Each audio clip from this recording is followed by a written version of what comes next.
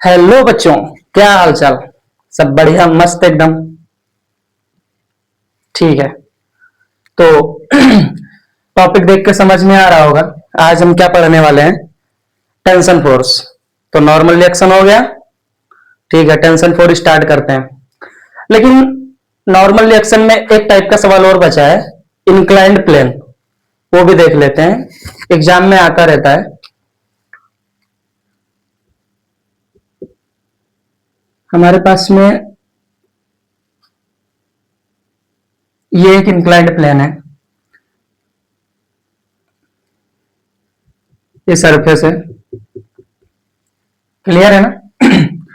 ये यहाँ पे थीटा एंगल बना रहा है इंक्लाइंड प्लेन। ठीक है, यहां पर एक ब्लॉक रखा है एम मास का इस इंक्लाइंड प्लेन पे, और इसका मास है बेटा एम। कितना मास है? एम। वो आपसे पूछ रहा है कि आप इसमें नॉर्मल रिएक्शन बताओ, और ये ब्लॉक नीचे आ रहा है, नीचे आ रहा है ए एक्सिलरेशन से, नीचे भी आ रहा है। तो आपसे पूछे हैं कि एक्सिलरेशन भी बताओ, कैसे निकालोगे? ऐसे सम्स को करने के लिए ना मैं एक ट्रिक लिख रहा हूं, वो आप लोग नोट कर लो। ट्रिक क्या है? ट्रिक ये है कि select one axis along the motion, one axis in along motion and another axis is vertical from it। जैसे हमको तो पता है दो ही एक्सिस होती है, एक एक्स एक्सिस और एक वाई एक्सिस। लेकिन यहाँ पे एक्सिस को हम चेंज करेंगे। यहां पर हम सेलेक्ट वन एक्सिस इन अलोंग मोशन, जिधर मोशन हो रही है एक एक्सिस उधर बनाएंगे। तो मोशन किसकी हो रही है? ब्लॉक की मोशन हो रही है, और एक्सिस इस पे हो रही है, मतलब इस पे मोशन हो रहा है तो एक्सिस इसी पे बनेगी। तो ये वाली एक एक्सिस हमारी हो जाएगी, और दूसरी and another axis is vertical from it, इसके वर्टिकल। तो इसका वर्टिकल मतलब 90 डिग्री। वर्टिकल का मतलब क्या लिख लो? 90 डिग्री। ठीक है, ऐसा यानी परपेंडिकुलर, वर्टिकल या perpendicular use of words of use कर सकते हो। तो ये 90 डिग्री बनेगा।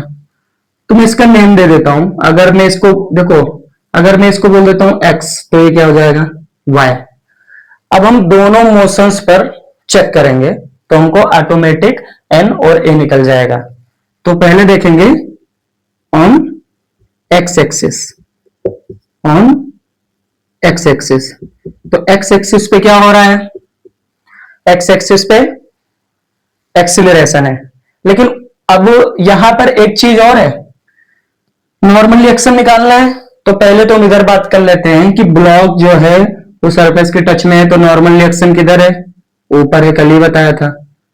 ये एन आपका इधर ही लग रहा होगा, 90 डिग्री सरफेस से नॉर्मल रिएक्शन ऊपर लग रहा है, एमजी नीचे लग रहा है। ठीक है, अगर मैं एमजी को थोड़ा और बढ़ाऊं तो यहां पर एक ट्रायंगल बनता नजर आएगा। ये आपका एमजी लग रहा है। क्या लग रहा है यहां पे? एमजी नीचे की तरफ लग रहा है। ठीक है, तो ये थीटा और ये तो 90 है, क्लियर है। तो ये वाला हो जाएगा 90 माइनस थीटा।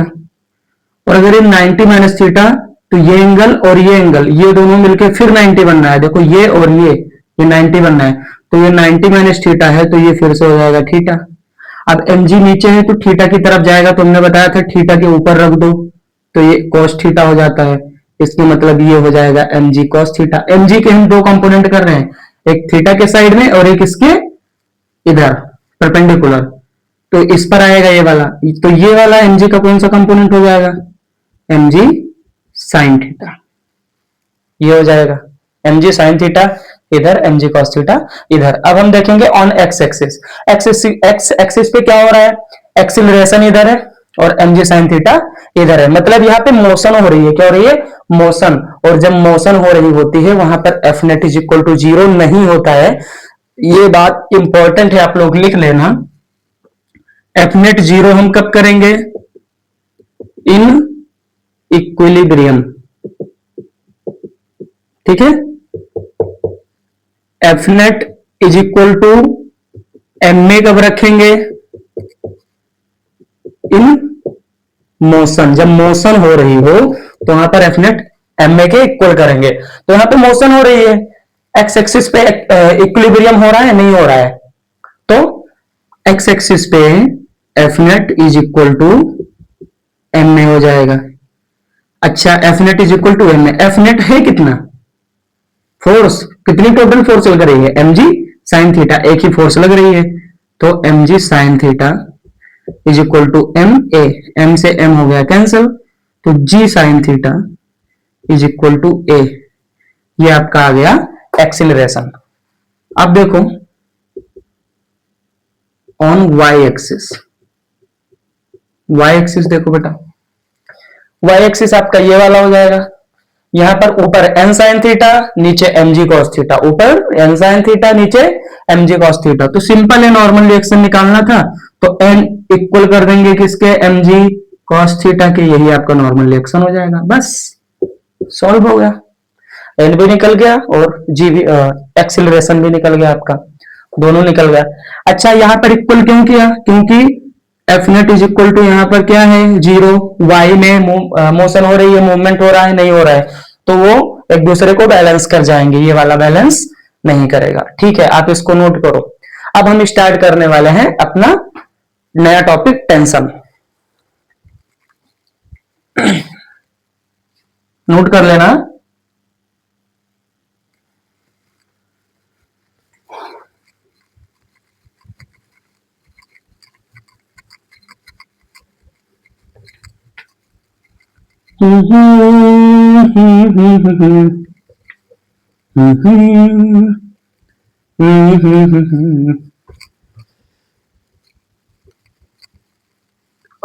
बहुत मेहनत लगती है भाई। ठीक है भाई, तो अभी अपना हम नया टॉपिक स्टार्ट कर रहे हैं, टेंशन। क्या पढ़ने वाले हैं? टेंशन। आ गया टेंशन। टेंशन का पहले मीनिंग समझो आप होता क्या है। टेंशन मतलब, जैसे बोलते हैं सर बहुत टेंशन है, टेंशन मतलब तनाव, सर में तनाव है, दर्द, सर में दर्द है, ठीक है ना, तो टेंशन बोलते हैं उसी को। अब टेंशन वो तो अलग टेंशन हो गया, हम यहाँ पे कौन से टेंशन की बात कर रहे हैं? खींचना, तानना, तनाव देना, उसको क्या बोलेंगे? टेंशन। तो एग्जांपल बताओ कुछ, टेंशन किसमें हो सकती है? सर अगर ऊपर से एक रस्सी लटकी है, उससे बंदर लटका है, तो बंदर रस्सी को पकड़ के लटका हुआ है, मतलब रस्सी को नीचे खींच रहा है, तो वही तो है टेंशन। चलो समझते हैं टेंशन क्या है। सबसे पहले आप लिखेंगे इट इज अननोन फोर्स। ये कैसी फोर्स है? अननोन फोर्स है, ये मुझे अज्ञात होती है, पता नहीं होती है। और सेकंड पॉइंट, नो फार्मूला, जैसे नॉर्मल रिएक्शन था सेम वैसे ही, no formula for find it, इसे फाइंड करने के लिए कोई फार्मूला नहीं है, ठीक है ना। तो ये दो चीज आप हमेशा याद रखेंगे जो इंपॉर्टेंट है। अब तीसरी चीज, टेंशन हम निकालेंगे कैसे? तो टेंशन किस में लगेगी? जैसे कोई स्ट्रिप होगी, रोप होगी, स्ट्रिंग होगा, स्ट्रिंग होगी, उसी में निकालेंगे हम। तो जैसे हमारी स्ट्रिंग पकड़ लेते हैं हम, तो डायरेक्शन क्या देखेंगे हम टेंशन की, कि मतलब निकालते time along the direction of string and away from the object. हम टेंशन को स्ट्रिंग के डायरेक्शन में देखेंगे और ऑब्जेक्ट से दूर देखेंगे।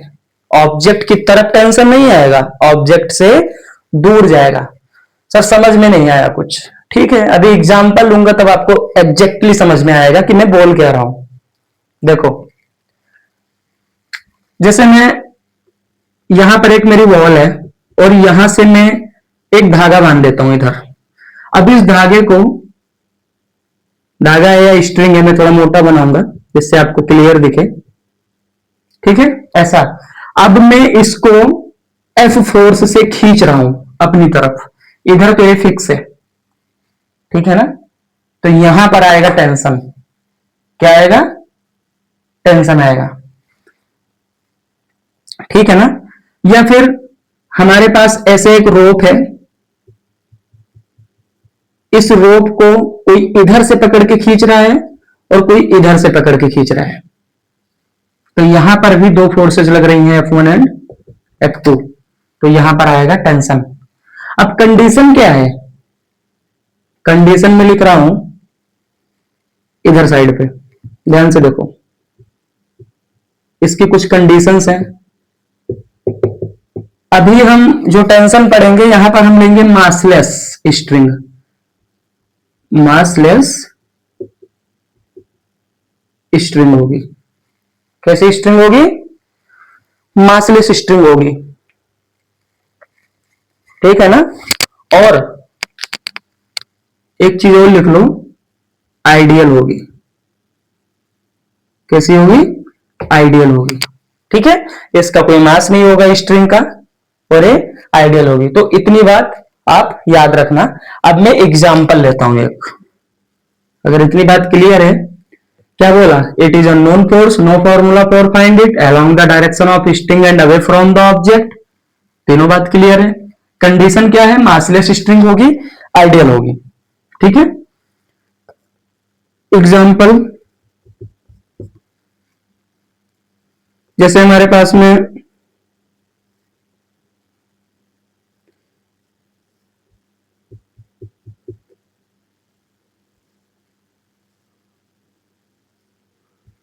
ऐसे दो ब्लॉक हैं। अब इसमें बोला गया कि आप टेंशन फाइंड करो। क्या फाइंड करो? टेंशन। टेंशन फाइंड किसमें करेंगे? पहली चीज, टेंशन हमेशा फाइंड करेंगे इन स्ट्रिंग। ये बातें किसमें होंगी? इन स्ट्रिंग, रोप, वायर, ऐसे जो थिन चीजें और लॉन्ग चीजें होती हैं उसमें टेंशन देखेंगे, ठीक है। एक चीज में और लिख रहा हूं बेटा, ध्यान से देखो आप लोग। व्हेन बहुत इंपॉर्टेंट है, बिल्कुल IMP स्टार बना लो इस पे। When the string is change, then when the string is changed, then tension quick change, tension तुरंत चेंज हो जाएगा, एक सेकंड भी नहीं लगाएगा टेंशन चेंज होने में। जैसे ही आपने रस्सी बदली तो तुरंत ही तनाव भी, टेंशन भी बदल जाएगा। जैसे ये वाला मैं एग्जांपल लिया, अब यहां पे ये है हमारा M1 और ये है हमारा M2, दो ब्लॉक लिए हमने। एक ब्लॉक और ले लेते हैं M3, तीन ब्लॉक लिए। हमने बोला कि यहां पे टेंशन फाइंड करो। क्या फाइंड करो? टेंशन फाइंड करो।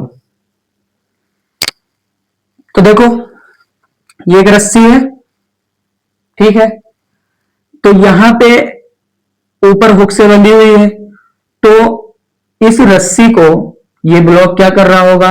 ये पूरा सिस्टम इस वाली रस्सी को नीचे खींच रहा होगा, मतलब यहां पे नीचे की तरफ टेंशन लग रहा होगा। और एक चीज और याद रखना, टेंशन जो लगती है इधर से भी लगती है, इधर से भी लगती है।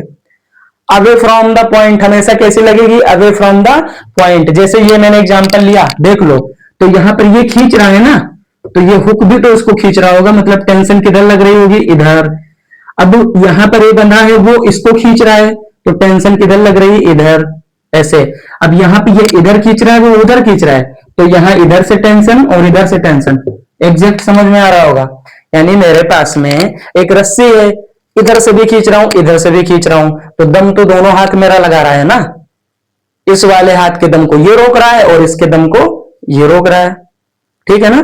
तो टेंशन दोनों साइड में लग रही है, और दोनों साइड में टेंशन कैसे लगती है, away from the object. Away का मतलब दूर, हमेशा वस्तु से दूर, उल्टी दिशा में लगेगी, ठीक है ना। तो यहां पर टेंशन ऊपर भी लग रही है और टेंशन नीचे भी लग रही है, और सेम टेंशन होगी क्योंकि स्ट्रिंग कैसी है, सेम है। तो अगर ये T1 तो ये भी T1।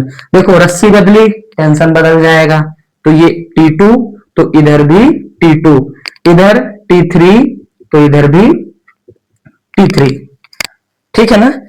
अब मैं T1 T2 T3 निकालूंगा, तो ये भैया हमारा है इक्विलिब्रियम में, रेस्ट में है, आराम से लटका है, ना कोई दिक्कत ना कोई परेशानी, कोई मोशन यहाँ पे हो नहीं रहा है। तो हम क्या करेंगे, बैलेंस कर देते हैं, इक्वल कर देते हैं। अभी मैंने बताया था मोशन में होंगी तब F net is equal to M A करेंगे, नहीं तो क्या करेंगे, दोनों फोर्सेस को आपस में इक्वल कर देते हैं। भैया टेंशन भी फोर्स है, टेंशन क्या है, फोर्स है। तो ऊपर T3 फोर्स लग रही है, हम M3 ब्लॉक के लिए देख रहे हैं, और नीचे क्या लग रहा है, mg, M3 के लिए। तो M3mg, नीचे क्या लग रहा है, M3mg, तो उसको किसके इक्वल करेंगे, T3 के।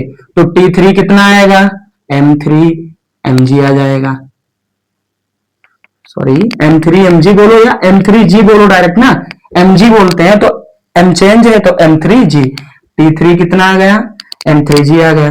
अब T2 देखो, ये आपका T2 है, तो अब तुम बोलोगे सर T2 तो इधर भी है, हाँ ठीक है T2 इधर भी है और T2 इधर भी, हमें कौन सा T2 देखना है, नीचे वाला T2 देखना है, नीचे वाला T3, क्योंकि भैया इसकी जो अपोजिट वाली फोर्स लग रही है वो नीचे लग रही है और ये सारे ऊपर लग रहे हैं। तो ऊपर और नीचे को तो ऐसे रहता है, तभी तो बैलेंस करते हो ना, सेम डायरेक्शन में थोड़ी ना बैलेंस होती है चीजें, जब अपोजिट डायरेक्शन में होती है तभी बैलेंस होती है, तो पहले से ही पता है। तो T2 ऊपर है, और अब T2 जो है, ये वाला जो टेंशन, ये रस्सी जो ऊपर की तरफ टेंशन लगा रही है, वो इतने वेट जो नीचे लटका हुआ है, इतने वेट को झेल रही है, किसको, M2 को भी और M3 को भी झेल रही है। यानी जो हमारा T2 आएगा वो mg प्लस mg, यानी M2g प्लस M3g। अब ऐसे ही T1 कितना आ जाएगा, T1 आ जाएगा M1g M2g M3g, कितना इजी है, M1g M2g M3g। तो इतनी बात आप बिल्कुल ध्यान से डिक्टो, जैसे जैसे मैं बताते जा रहा हूं ना, ऐसे ही आप नोट करते हुए चलो, एक भी पॉइंट छूटेगा नहीं। और अभी मैं आपको आगे एग्जाम्पल करवाते करवाते बढ़िया लेवल का एक दो सवाल करवा दूंगा, आपका पूरा बूस्ट हो जाएगा। जल्दी से नोट करो।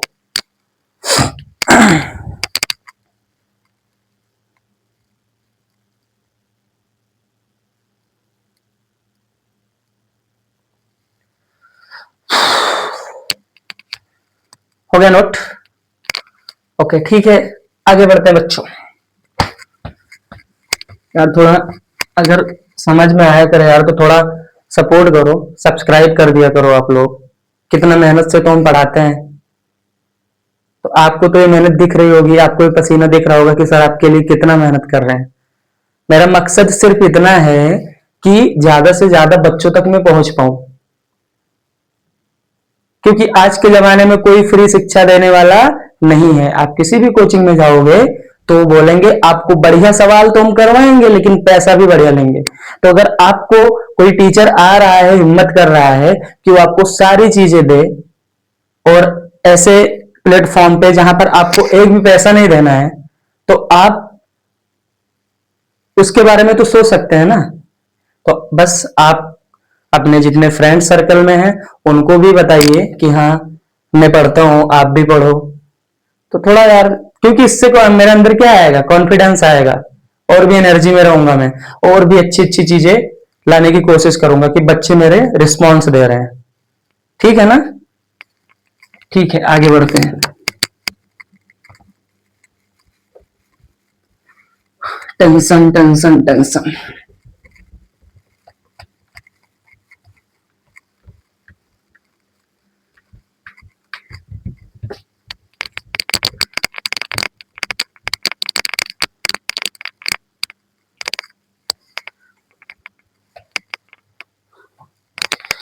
एक सम हम और करते हैं, ये वाला बहुत ही फेमस है। ऐसे ऊपर एक हुक लगा है और इधर से बेटा एक ब्लॉक है और ऐसे, ठीक है।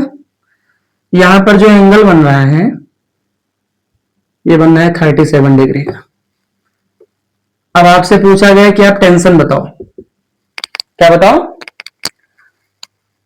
टेंशन बताओ।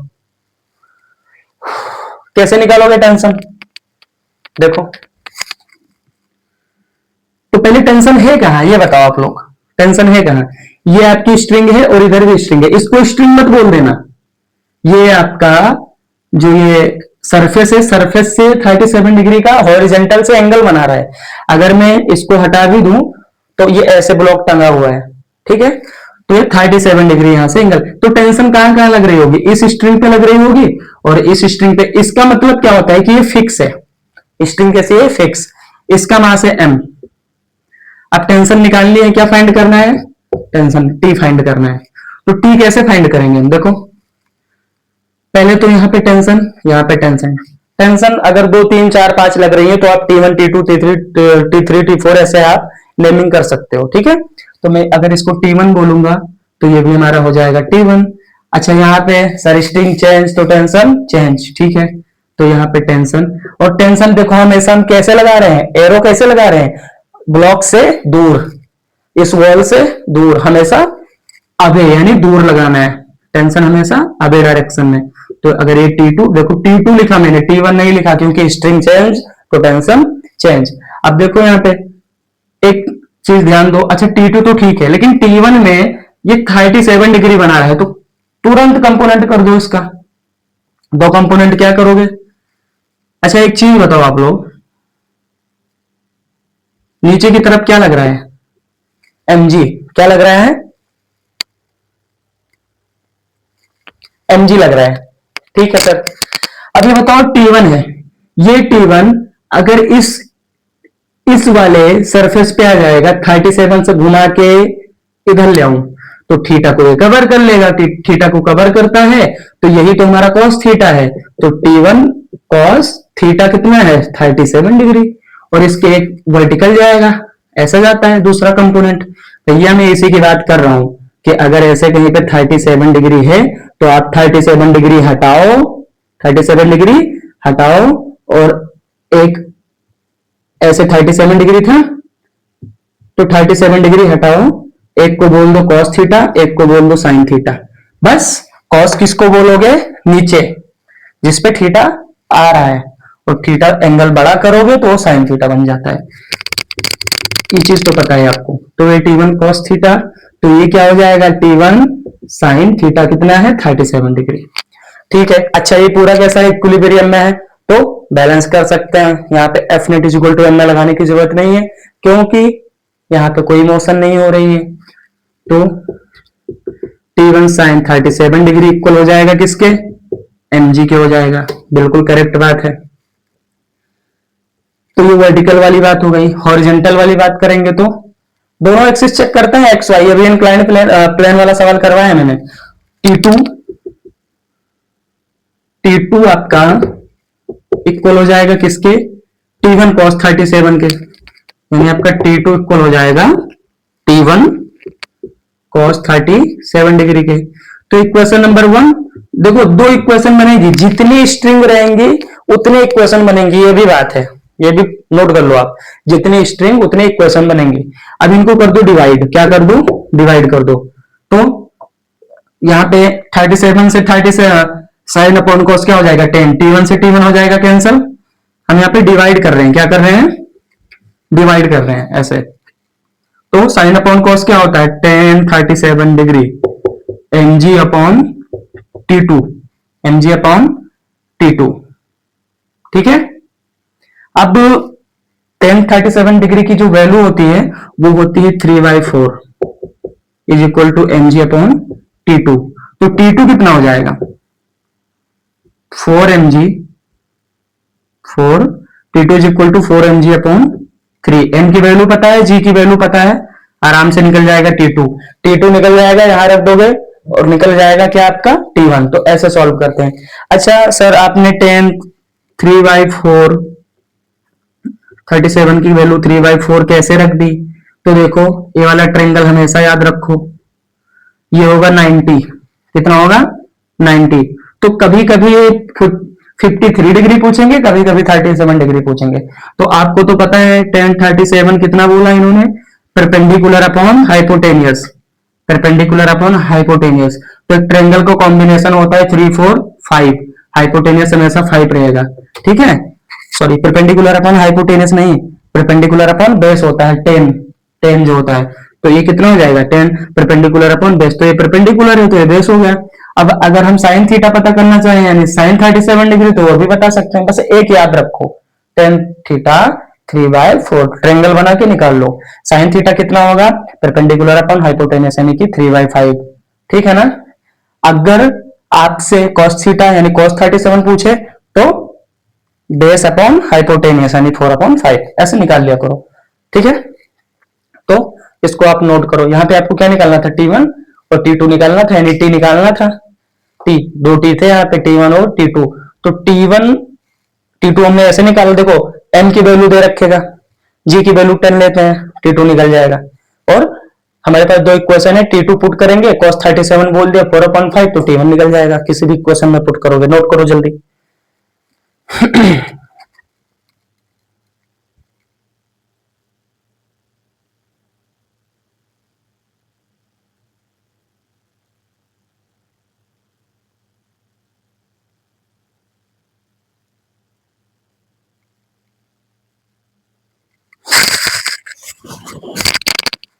चलो ठीक है।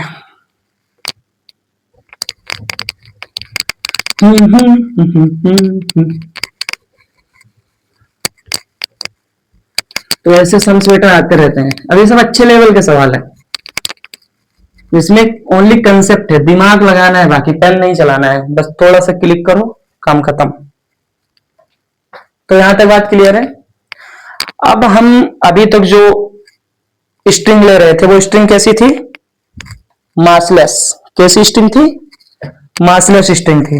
अब हम बात करेंगे जो स्ट्रिंग होगी वो विद मास स्ट्रिंग। ये टॉपिक आप ढूंढ लेना, अच्छे खासे टीचर ही पढ़ाते हैं, नहीं तो वहीं पे छोड़ देते हैं। मास के साथ भी स्ट्रिंग बताऊंगा आपको, स्ट्रिंग विद मास। अगर रस्सी का भी हम द्रव्यमान, रस्सी का भी हम अगर मास इंक्लूड कर लें तो क्या होगा सर, ये तो और टफ हो जाएगा। अभी तो मेरी वैसे ही इतनी हालत टाइट है, ऊपर से आप स्ट्रिंग में भी मास लेकर आ रहे हो। तो जो चीजें बोलने में टफ लगती है ना वो एक्चुअल में बहुत इजी होती हैं। ठीक है, देखो कैसे। जैसे मैं मान लेता हूं कि हमारे पास ये एक रस्सी है, ये एक स्ट्रिंग है। देखो बेटा स्ट्रिंग बोलता हूं, रोप बोलो, जो बोलना है वो बोलो, बस समझ में आना चाहिए। ये है, ठीक है।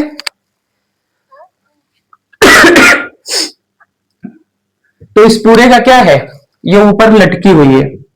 कैसी है, लटकी हुई है। अच्छा एक चीज और सुन लो, अभी जो मैंने मासलेस स्ट्रिंग बताई थी वहां पर अगर ऐसा दे दे, थोड़ा सा हटके बता रहा हूं, ऐसा कि ऊपर हुक से एक रस्सी लटकी हुई है, तो आप इसमें बताओ टेंशन कितना होगी। बोल दो भैया टेंशन इसमें हम तो नहीं निकाल पाएंगे, तुम निकाल के बता दो मुझे। भैया ये मासलेस स्ट्रिंग है, और मासलेस स्ट्रिंग में कभी टेंशन हम फाइंड ही नहीं करेंगे जब तक कि वो उस स्ट्रिंग को कोई खींच ना रहा हो, चाहे कुछ ब्लॉक लटका हो या कुछ भी उससे टंगा होना चाहिए, या कोई हाथ से ही पकड़ के खींच रहा हो, तब हम उसमें टेंशन फाइंड करेंगे, नहीं तो इसमें टेंशन हम फाइंड नहीं कर सकते। लेकिन यहां भी रस्सी लटकी है, कंडीशन वही है, लेकिन इस बार ना इससे कोई लटका है, ना कोई पकड़ के खींच रहा है, ना तो कोई ब्लॉक लगा है इससे, फिर भी इसमें मास है, यहां टेंशन फाइंड होगा। और यहां पे टेंशन देखो हम तुमसे बोल रहे कि ये आपका एग्जाम्पल है डायरेक्ट, सीधा टॉपिक पे आओ, स्प्रिंग विद मास। हम बोल दें कि फाइंड टी एट पॉइंट, यहां पर एक पॉइंट हम ले लेते हैं पी। हम बोल दें कि पी पॉइंट पे आप टेंशन फाइंड करो, एट पॉइंट पी, ये आपका क्वेश्चन है। तो यहां पर बहुत इजी है, बस आप क्या करोगे, यहां पे लगा दोगे यूनिटरी मेथड। कौन सा method? Unitary method. Unitary method क्या होता है देखो, हाँ एक चीज का सवाल में और दे रखा है कि इसकी जो लेंथ है वो एल है और मास कितना है एम, वो तो अंडरस्टूड है। लेंथ टोटल कितनी है? एल लेंथ है इसकी, और मास कितना है? एम मास है, क्योंकि मास विद मास स्ट्रिंग हम पढ़ रहे हैं। अब देखो, तो ये बताओ mass of L length, L length का मास कितना है, ये मैं सॉल्यूशन कर रहा हूं। ऐसे ही अगर आएगा सवाल, एक में करके बता रहा हूं, ऐसे आप सारे कर लोगे। मास ऑफ एल लेंथ कितना है? एम। तो ये बताओ मास ऑफ यूनिट लेंथ, कौन सी लेंथ? यूनिट। अब देखो मैं तुमको बता रहा हूं कि यूनिट होता क्या है, ये आपको हर जगह आपके डेली लाइफ रूटीन में भी बहुत काम आएगा। जैसे आप कहीं से सामान लेने जाते हो तो बोलते हैं कि इतने रुपए का इतना किलो, नहीं तो इतने रुपए की इतनी चीजें मिल रही हैं, तो इतने रुपए की कितनी चीजें मिल जाएंगी। तो वहां पर भी आप लगाते हो यूनिटरी मेथड। कौन सा मेथड? Unitary method. उसमें क्या होता है कि जैसे पहले देख लो टोटल कितनी चीजें कितने रुपए की हैं, फिर आप एक का दाम निकालो। कितने का दाम निकालो? ओनली एक का दाम निकालो। और एक का दाम कैसे निकलेगा कि टोटल को आप उस चीज से डिवाइड कर दो, तो जो वैल्यू आएगी वो एक की आएगी। अब आपको जितनी चाहिए उतने से मल्टीप्लाई कर दो। देखो समझो, जैसा मैंने बोला कि इस पूरे रस्सी का मास कितना है? एम है। पूरे रस्सी का मास कितना है? एम है। और पूरी रस्सी की लंबाई कितनी है? एल है। तो एल लंबाई की रस्सी जो है उसका मास एम है भैया। क्लियर है ना? तो अगर मैं आपसे पूछूं कि एक बहुत ही पॉइंट यानी बिल्कुल यूनिट यानी उससे छोटी लेंथ नहीं है इस रस्सी में, सब इस रस्सी की सबसे छोटी वाली लेंथ यानी यूनिट यानी एकांक या फिर इकाई, इकाई लेंथ की बात कर रहा हूं, यूनिट लेंथ की। तो mass of unit length, unit क्या है? बहुत छोटी यूनिट यानी 1 सेंटीमीटर, या मतलब जो इसकी यूनिट होगी सबसे छोटी वाली यूनिट लेंथ, तो उसका मास कितना हो जाएगा भैया? ये था unit into L is equal to M. तो हमको केवल यूनिट चाहिए, तो एल आएगा डिवाइड में, तो टोटल मास से आप पूरे लेंथ को क्या कर दोगे? डिवाइड।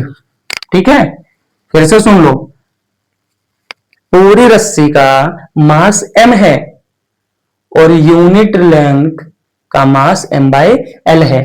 यानी कहीं ना कहीं यूनिट का मतलब 1 होता है। यूनिट का मतलब क्या होता है?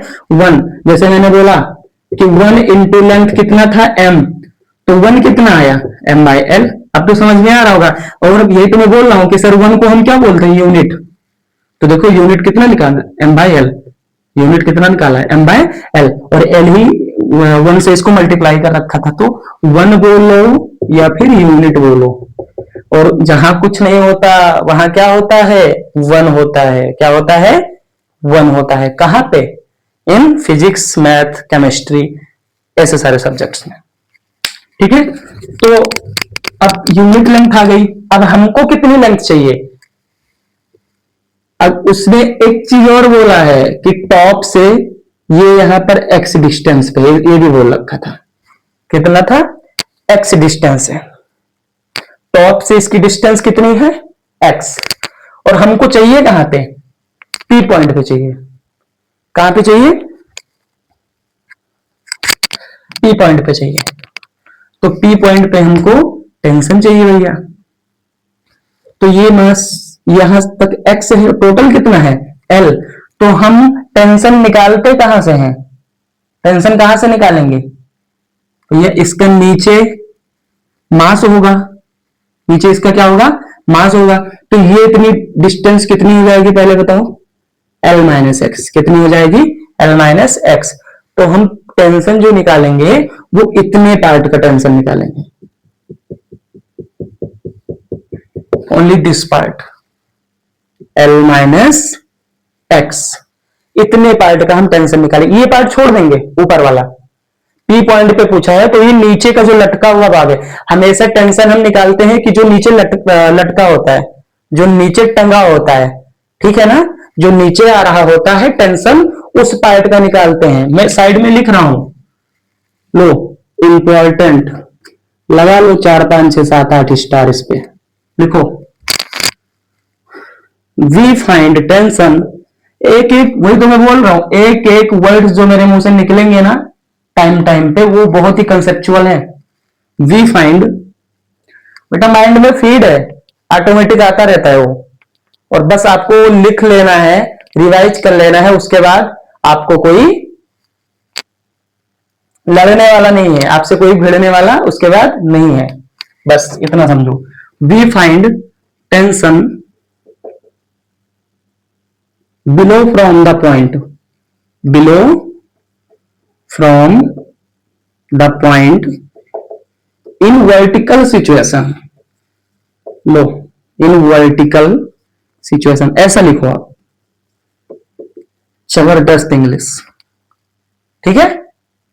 हाँ अब इधर आ जाओ, तो यूनिट का निकाल लिया हमने, लेकिन हमको यूनिट का नहीं, हमको इतना मास चाहिए, तो ये कितनी लेंथ है, L माइनस एक्स, तो L minus X, L minus X mass, यानी L माइनस, या फिर mass of L minus X, तो ये कितना हो जाएगा, तो देखो इधर मैंने यूनिट में L माइनस एक्स से मल्टीप्लाई कराया, तो इधर भी यूनिट में L माइनस एक्स से क्या करा देंगे, मल्टीप्लाई करा देंगे, ठीक है। तो ये आपका आ गया क्या, ये L माइनस एक्स का मास, यानी इतने पार्ट का मास आ गया। इतने पार्ट का मास कितना है, unit mass multiply this part की लेंथ, तो वही तो स्टार्टिंग में भी की थी, क्या की थी, मास और दिस पार्ट की लेंथ, यानी इस लेंथ का इतना इतना मास है, तो यूनिट का इतना है, तो इतने का इतना है। जैसे मैं देखो, चलो पहले नोट कर लो, अभी मैं समझाऊंगा एग्जांपल। अच्छा यहां से पहले समझ लो होगा क्या, अब हमको टेंशन निकालना था, तो टेंशन, अच्छा नीचे इसका क्या लग रहा होगा, mg, इसका नीचे क्या लग रहा होगा, mg लग रहा होगा, नीचे क्या लग रहा होगा, mg लग रहा होगा। तो भैया टेंशन को आप इक्वल करोगे, टेंशन को क्या करोगे, इक्वल कर दोगे, ठीक है।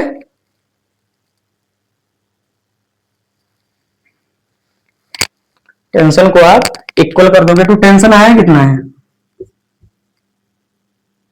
mg के, तो मास कितना आया, m by L minus x और इंटू जी, ये यानी mg, ये इतना पार्ट क्या है m, और ये क्या है g, तो टेंशन हमारा आ गया mg, यही आपका टेंशन हो गया।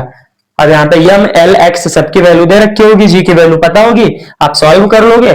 यानी ये मैं जो बता रहा हूं, ये आपको जनरल बता रहा हूं, जनरल मतलब कि यहाँ पे मैं डेटा नहीं पुट कर रहा हूं, मैं ऐसे एग्जांपल्स ले रहा हूं कि एक चीज बताओ 1000 चीज क्लियर हो जाए, ठीक है।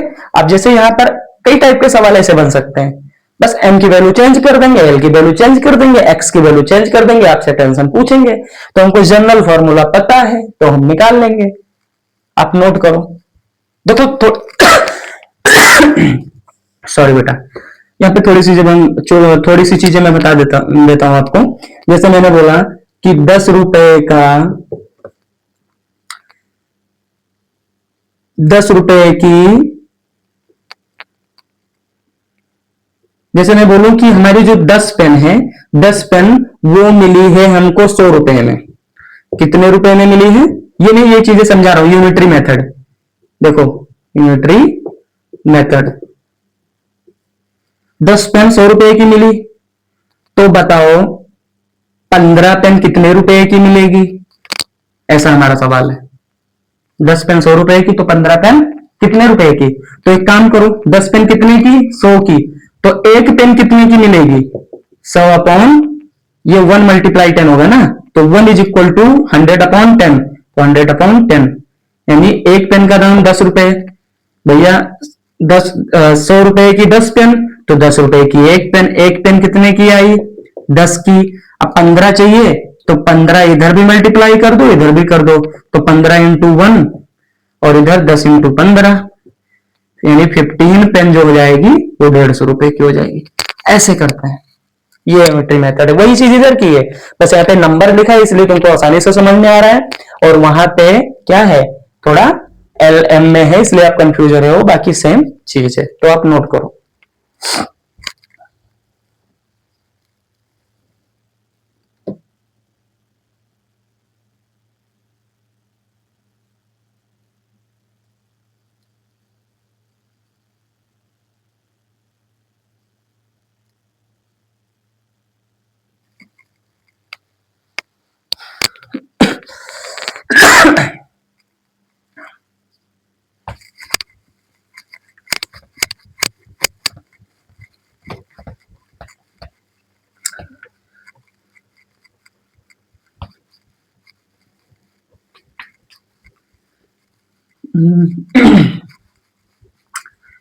बातों को तेरी हम भुला ना सके, ओके जुदा हम। अरे मुझे गाना नहीं आता है बेटा, बस ऐसे ही शांत था माहौल, तो इसलिए थोड़ा आप लोग एनर्जी में आ जाओ, इसलिए बोल दिया मैंने।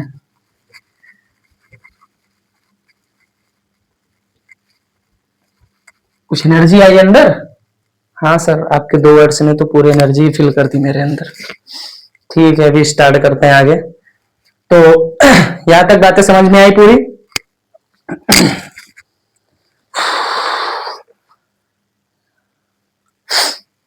चलें आगे।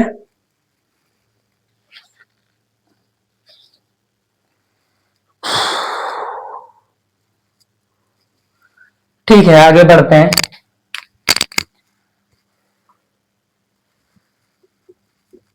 एक सवाल और करते हैं हम। जैसे मान लो हमारे पास ये रस्सी है,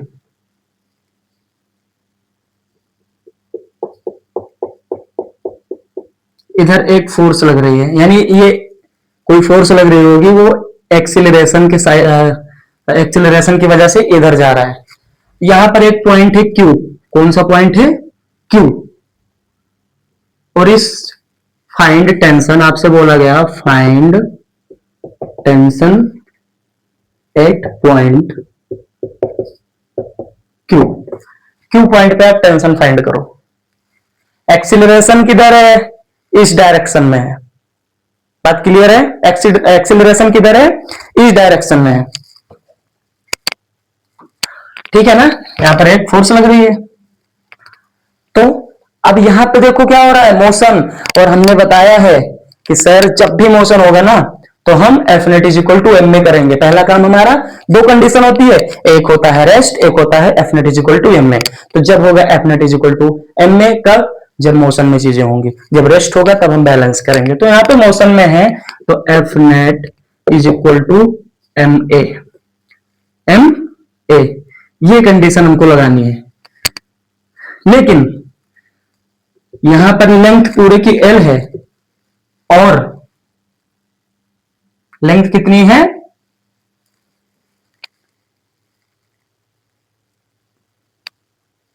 एल है।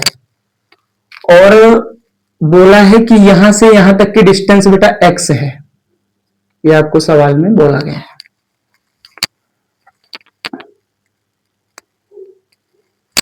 ये आपको सवाल में बोला गया है। तो हमको टेंशन फाइंड करनी है, तो टेंशन किधर फाइंड करोगे? देखो ये पूरा एल है, तो बीच में क्यू पॉइंट पे फाइंड करनी है। तो ये बीच में हम ये क्यू पॉइंट है, तो यहाँ पे तो 2 कंडीशन बनी ना, एक बनी ये वाली राइट साइड, एक बनी लेफ्ट साइड। तो हम मास किधर वाला लेंगे? राइट वाला लेंगे या लेफ्ट वाला लेंगे? हमने बताया है जिधर फोर्स लग रही है उससे दूर, हमेशा उससे अवे। तो यहां पर फोर्स किधर लग रही है? इधर साइड में। तो पॉइंट से कैसा लेते हैं? दूर। अभी मैंने पिछले सवाल में पॉइंट से नीचे लिया था, इस बार पॉइंट से पीछे लेंगे। वर्टिकल के केस में पॉइंट से नीचे, हॉरिजॉन्टल के केस में पॉइंट से पीछे। याद रखो डायलॉग क्या बना, वर्टिकल के केस में सर पॉइंट से नीचे, हॉरिजॉन्टल के केस में पॉइंट से पीछे वाली मास हम लेंगे। तो यानी ये वाला मास लेना है, ये वाला मास। ये वाला मास कितना होगा जल्दी से बताओ? पूरी लेंथ एल है, पूरी लेंथ कितनी है L, तो यूनिट लेंथ कितनी हो जाएगी सर, यूनिट लेंथ हो जाएगी M टोटल है और L लेंथ है तो M बाय L। हमको कितना चाहिए इतना, ये इतनी डिस्टेंस कितनी है, टोटल L है, ये X है, तो ये हो जाएगी L में से सर X जाएगा तो L माइनस X बचेगा, तो मास of L minus X length, mass of L minus X length कितनी हो जाएगी M बाय L, और इसमें क्या मल्टीप्लाई कर दो L माइनस X आ गया। हमको क्या फाइंड करना है टेंशन, तो टेंशन इज इक्वल टू, अब यहाँ टेंशन है क्या, अच्छा यहाँ पे भैया फोर्स किसके इक्वल लग रही होगी, यहाँ पर फोर्स है आपका F, फोर्स क्या है F, तो F जा रहा है, पहले तो लिखो, क्या लिखोगे वही F net, F net is equal to क्या होता है MA, F net is equal to क्या होता है MA होता है। अच्छा F नेट यहाँ पे क्या है, F नेट तो यहाँ पे T है ना, यानी कितनी फोर्सेस लग रही है, एक ही फोर्स लग रही है सर, कौन सी फोर्स लग रही है टेंशन, कौन सी फोर्स लग रही है टेंशन, तो और कौन से पॉइंट पे Q, तो F नेट की जगह लिख दो TQ, TQ कितना है MA है, TQ कितना है MA है। तो यहां पर एक चीज बताओ, ये जो M M M M लिखते चल रहे हो किसका M रखोगे, हमको इस वाले M से मतलब है ना, यानी इस वाले L माइनस X वाले M, तो यही तो हमारा M है, तो इस वाले M की जगह, इस वाले M की जगह इसको पुट करोगे ना, तो M की जगह क्या हो जाएगा M by L, L minus X, और साथ में क्या है A।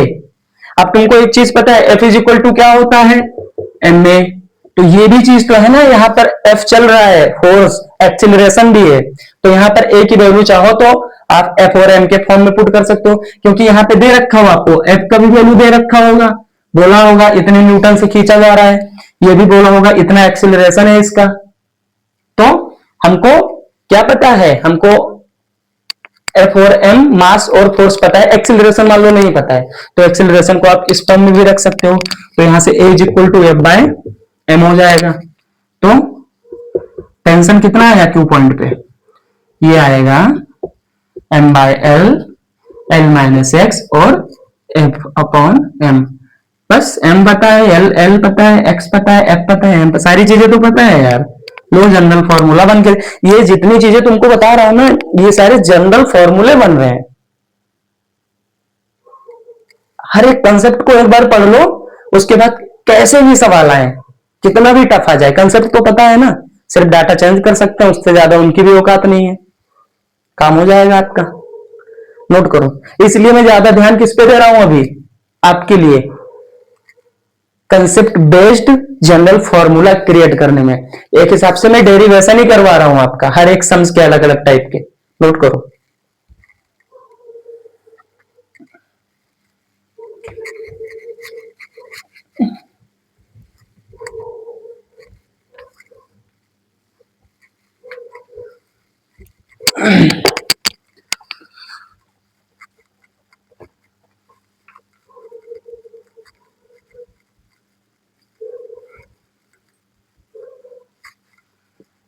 चलो बच्चा पार्टी, अब हम आगे बढ़ते हैं।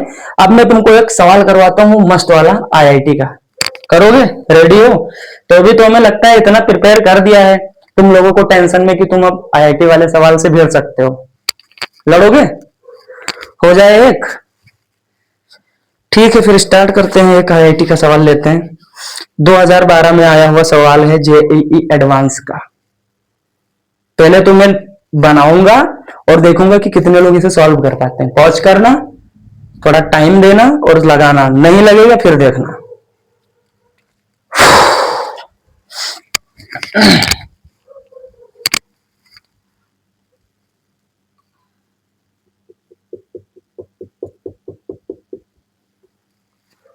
हमारे पास ऐसे दो, बेटा हिंदी में घिरनी बोलते हैं, इंग्लिश में हम इसको कुछ सर्कुलर टाइप का कुछ बोल सकते हैं, ठीक है वैसा होगा, तो ये ऐसे है, ये ऐसे है और ये ऐसे यहां पर ये वाली रस्सी आ रही है ऐसे, से टेंशन पड़ रहे हैं तो रस्सी तो आएगी ही आएगी ऐसे। ठीक है, यहां पर एक ब्लॉक है और यहां पर भी एक ब्लॉक है, दो ब्लॉक है।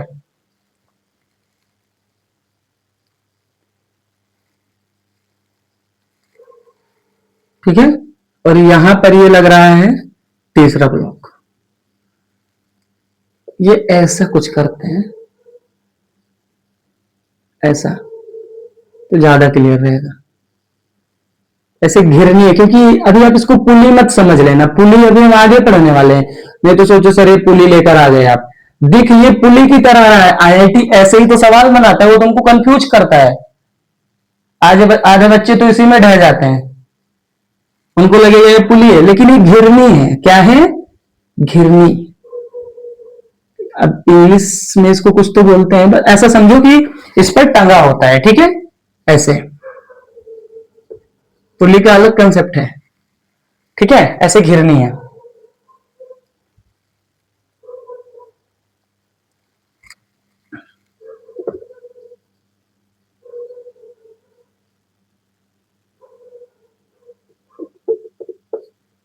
वन मिनट,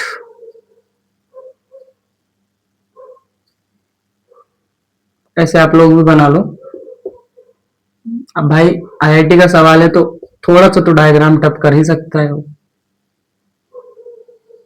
ऐसा है। ठीक है, अब यहां पर उसने बोला कि ये वाला एंगल बेटा थीटा है। बहुत इजी सवाल है, अभी देखना मजा आ जाएगा तुमको। ये थीटा है और बोला इधर से भी ये थीटा है। ये दोनों एंगल कैसे हैं? थीटा। और ये बीच में एक वर्टिकल लाइन है और ये दोनों कॉन्ग्रेंट है, ऐसा समझ लो, इक्वल है। ठीक है, ये आपको दे रखा है। अब यहां पर मासेस, कुछ तो मासेस होंगे ना।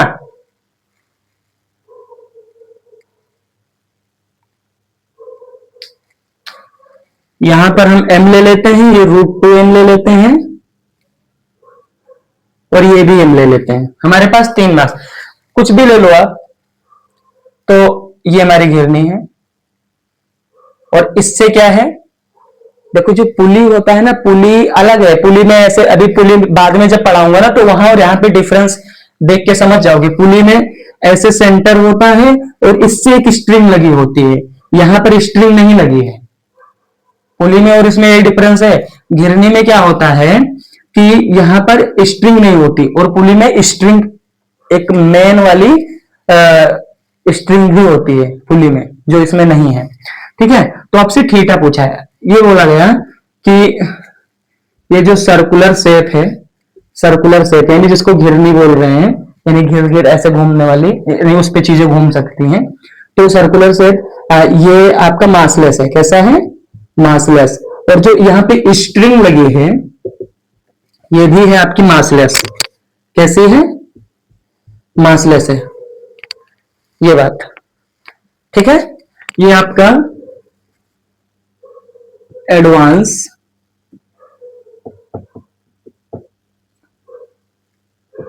दो 2012 का सवाल है। अब देखो ऐसा डायग्राम है कुछ, ये m है रूट, अब चेंज कर सकते हो डाटा, कोई दिक्कत नहीं। m √2m और m है, ये आपकी घिरनी है। ठीक है, और ऐसे अभी फील आ रहा होगा थोड़ा। और तो हमको बताना है थीटा, हमको क्या बताना है? ये बीच वाला थीटा जो है ना, ये थीटा और ये थीटा दोनों साइड में है, तो ये वाला थीटा आपको बताना है। कैसे निकालोगे? अब यहां पर बस इतना ही सवाल है। सर्कुलर शेप जो है दोनों ये मासलेस हैं। कैसे हैं? मासलेस हैं, ये दोनों मासलेस हैं। और जो स्ट्रिंग यहां पे लगी है वो भी कैसी है? मासलेस है। तो पहले एक काम करो, क्या काम करोगे? पहले तो तुम देखो टेंशन, क्या देखोगे सर? हम देखेंगे टेंशन। अच्छा एक चीज बताओ, हमने बताया स्ट्रिंग चेंज तो टेंशन चेंज। ये स्ट्रिंग यहां से चली चली चली चली चली चली आई आई आई आई आई, फिर चली चली चली चली फिर आई, स्ट्रिंग नहीं बदल रही है। तो tension away from the point T, away from the point T, away from the point T, away from the point T, T T T T T T T T T T T T T T कितने T लिखोगे? लिखो सारा सब कुछ T, सारा सब कुछ T, सारा सब कुछ टी। नीचे सब तरफ क्या लग रहा है? M g m g m g m g m g, इधर भी एम जी, इधर क्या लग रहा है? Root two m g. कोई दिक्कत नहीं है, ठीक है ना? सवाल तो समझ में आया था ना? अब मैं सॉल्यूशन पे चल रहा हूं, सब में टी टी टी टी कर लिया मैंने। अब बच्चा लोग ये बताओ कि ये सिस्टम कैसा है? इक्विलिब्रियम में है या फिर मोशन कर रहा है? सर कुछ कुछ हमको ऐसा लग रहा है ना कि देखो, अब जो यहां पर क्लिक कर लेगा वही एडवांस का सवाल कर सकता है। अभी आप लोग सोचो जरा, कमेंट में बताओ, तुरंत कमेंट जो जो करेगा ना, मैं समझ जाऊंगा कि वो अच्छा दिमाग लगा रहा था। ये बताओ कि ये सिस्टम जो है मोशन करेगा या फिर नहीं करेगा? इतना ही बता दो। जो यहां पे क्लिक कर लेगा वो आईआईटी का सवाल फोड़ देगा। मैं 7 तक गिनूंगा, 1 2 3 4 5 6 6 6 6 7। चलो ठीक है, तो ये क्या है? ये मोशन करेगा? हाँ सर करेगा। नहीं करेगा? क्यों नहीं करेगा सर? साइड वाले जरा ब्लॉक तो देखो, एम और एम दोनों कैसे हैं? एम एम इक्वल है। जो इक्वल है तो न इधर न इधर, रुक गया। और रुक गया तो ये कैसे हो गए? इक्विलिब्रियम में। और इक्विलिब्रियम है तो हम यहां पर आसानी से बैलेंस कर सकते हैं अपोजिट फोर्सेस को। अगर ये एक मोशन कर रहा होता तो हम एक्सेलरेशन वगैरह लाते, F net is equal to M वगैरह लगाते, उधर हमें जाने की जरूरत नहीं है। बस जितनी फोर्सेस लग रही हैं उनको क्या करो? इक्वल कर दो, बैलेंस कर दो।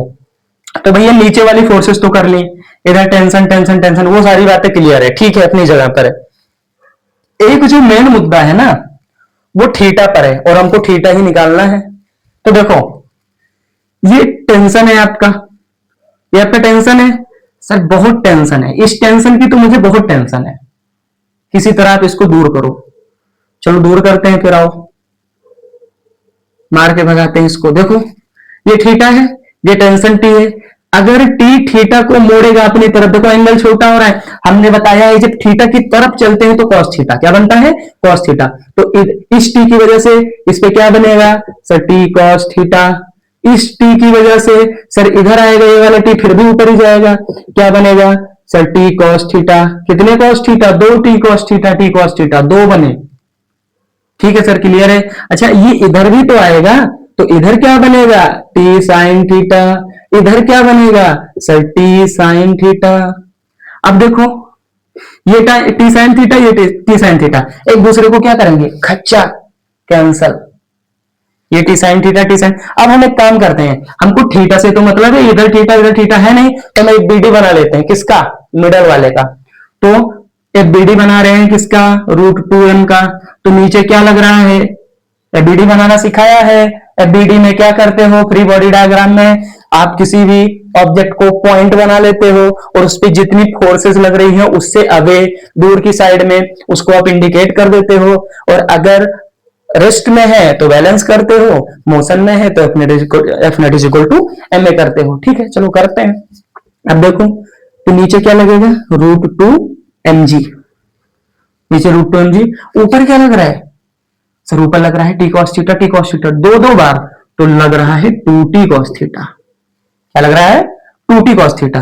और आपने सर वर्टिकल की तो बात कर ली, लेकिन ऐसे काम नहीं चलेगा, आपको हॉरिजॉन्टल की भी बात करनी पड़ेगी। तो भैया टी साइन थीटा इस पे कैंसिल हो रहे हैं, क्या जरूरत है बनाने की? लो लो भैया, नहीं मानोगे? ठीक है बना देते हैं। लो टी साइन थीटा, ये और ये तो कैंसिल है ना, सिर्फ ऊपर वाले से मतलब है मुझे। तो एक इक्वेशन क्या बनी? 2t cos theta is equal to root 2mg। पहली इक्वेशन, इक्वेशन नंबर फर्स्ट। दूसरी इक्वेशन क्या बनेगी बेटा, देखो ये ब्लॉक सेम है, कोई भी एक ब्लॉक पकड़ो, T is equal to m g, T is equal to m g, away from the point एक दूसरे के अपोजिट है, बैलेंस कर दो, काम खत्म। T is equal to m g, T is equal to m g. अच्छा सर T की वैल्यू, अच्छा इक्वेशन नंबर 2, अब सर अगर हम T की वैल्यू, ये भी T है ये भी T है, तो इस T की वैल्यू इसमें पुट कर दें तो mg आ जाएगा, तो mg से mg कैंसिल हो जाएगा, तो सर अरे सर ये तो इजी हो जाएगा, चलो ठीक है करो। अब तुमको पता है, अभी बता रहा हूं यहाँ पे रूट 2 क्यों लिया था मैंने, तो आईआईटी वाले सवाल बनाए भाई इसलिए रूट 2। अब यहीं से क्लिक कर जाना चाहिए कि कुछ तो सर थीटा उटा आएगा, तो वहां से वो कैंसिल होगा, तो लास्ट में 1/√2 यानी √2 यानी cos theta sin theta sine 45 degree, sine 30 degree, सबकी वैल्यू पता है ना, मुझे तो याद है, तुमको याद है क्या? अगर मैथ्स वाले हो, ट्रिग्नोमेट्री पढ़ी है, नहीं याद है तो बहुत मारे जाओगे। चलो इधर देखो, तो put the value of T in equation number first, equation number first. तो चलो पुट करते हैं इक्वेशन नंबर फर्स्ट में। 2 टी की वैल्यू कितनी पुट करनी है, m g cos theta is equal to √2 m g. Sir m g गया, क्या बचा 2 cos theta is equal to √2, तो कॉस थीटा कितना हो गया √2/2। सर 2 को हम 2 बार लिख सकते हैं √2, क्योंकि √2 इंटू √2 ही तो 2 होता है, √2 से √2 कैंसिल, क्या बचा 1/√2। Sir cos theta is equal to 1/√2, sir 1/√2 cos theta में वैल्यू होती है किसकी, किसकी बताओ जल्दी, सर cos 45 डिग्री की, साइन और cos दोनों 45 की 1/√2 ही होती है सर, पक्का एकदम कंफर्म है, याद है मुझे, ठीक है। तो क्या हो जाएगा cos theta is equal to cos 45 degree. Sir cos से cos, नहीं नहीं नहीं नहीं नहीं नहीं नहीं सर, आप तो फिजिक्स वाले हो तो आप कर सकते हो, भैया मैं मैथ्स वाला भी हूं, अभी मैं मैथ्स के भी वीडियो चलाऊंगा, ठीक है। तुम्हें फिजिक्स के हिसाब से नहीं, तुमको मैथ्स के हिसाब से सिखा रहा हूं। देखो ये cos से cos कभी कैंसिल मत करना, कंसेप्ट गलत है। Theta is equal to, theta निकालना है ना, तो theta is equal to cos inverse cos 45 degree. अब cos इनवर्स और cos कटेगा, क्या बचा 45, यानी थीटा इज इक्वल टू आपका आ गया 45 डिग्री 7 करोड़। थीटा की वैल्यू कितनी आई 45 डिग्री। तो ऐसे सम्स बेटा आपके जो एडवांस में आते हैं। अब यहाँ पे देखो एडवांस क्यों बोला मैंने इसको कि एडवांस में ऐसे सम्स आते हैं, देखो एक कंसेप्ट यहाँ पे लग गया एमएम, यहां से मुझे पता चला कि चीजों को बैलेंस करनी है। दूसरी चीजें इसमें थोड़ा मैथ्स यूज किया, लास्ट तक थीटा तक गए, यानी ट्रिग्नोमेट्री मैथ्स का थोड़ा यूज किया, तो ऐसे सम्स है, बाकी इसमें भी कुछ स्टफ नहीं होता है, बस आपको अपना माइंडसेट सही से रखना है, चीजें को ज्यादा बर्डन में नहीं लेनी है, ऑटोमेटिक सारी चीजें होती रहती हैं, ठीक है। तो आप इतना नोट कीजिए जरा, फिर हम देखते हैं आगे।